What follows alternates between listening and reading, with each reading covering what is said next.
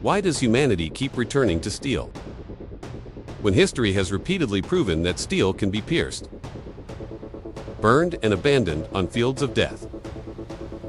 This question is not born from engineering manuals, but from memory, long collective memory shaped by fear.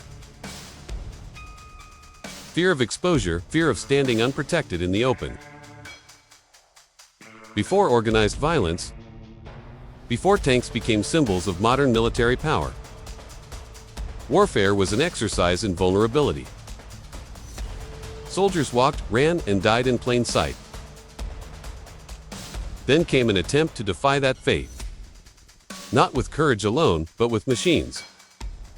From that moment, an echo was set in motion. And even today, that echo has not faded. At the dawn of the 20th century, war had reached a deadly stalemate. Trenches carved across Europe like open wounds stretching for miles. Unmoving, unforgiving infantry charged forward. Artillery erased landscapes. A few hundred yards of ground could cost tens of thousands of lives. The problem was brutally simple. How do you move forward without sacrificing entire generations? Machine guns ruled the battlefield. Barbed wire slowed every advance. Artillery punished even the smallest movement. Old doctrines, valor numbers.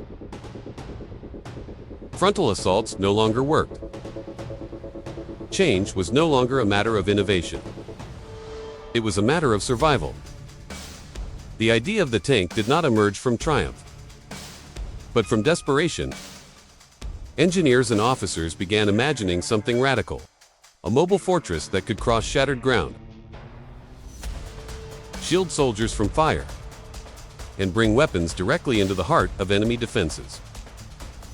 Early prototypes were awkward, unreliable, almost absurd.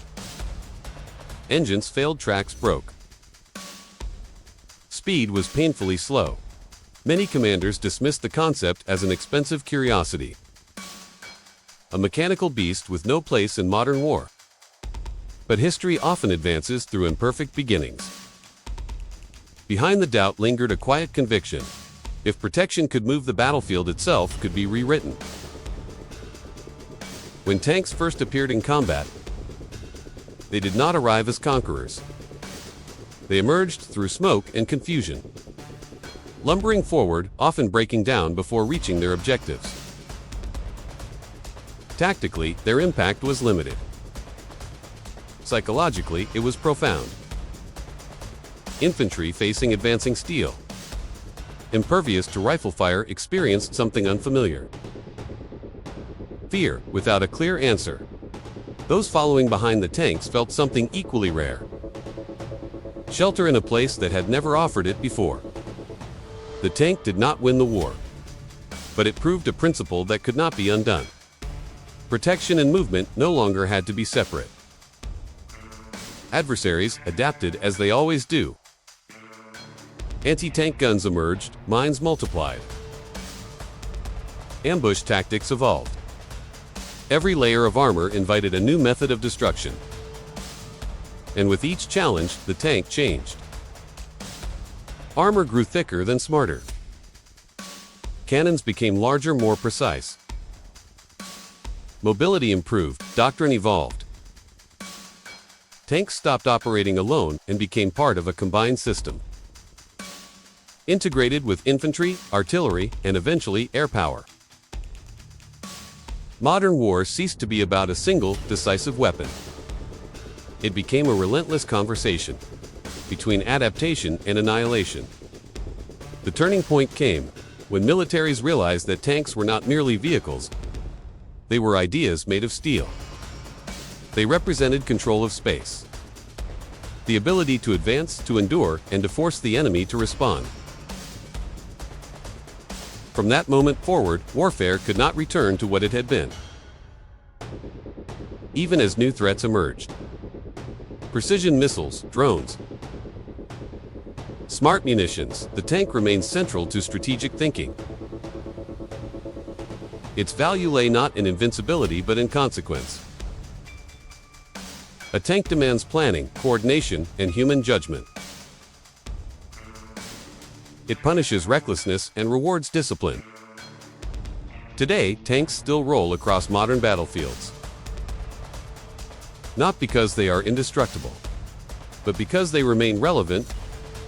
They deliver protection, firepower, and physical presence. Something no remote system can fully replace. The tank keeps war grounded in reality, in soil and rubble, in weight and distance, in decisions made under pressure by people, not algorithms. Its legacy is complex. It shields lives even as it ends others. It preserves momentum while leaving scars that last generations. In the end, the reason tanks still matter has little to do with armor thickness or gun caliber. They matter because they embody an old truth. When chaos reigns, humanity searches for shelter that can move. Technology will evolve, weapons will change. But the need to control ground and the fear of standing exposed upon it will remain. Steel may rust, ideas do not. And as long as war is fought by humans on real terrain, under mortal risk, the echo of moving armor will continue quiet, cold, and enduring.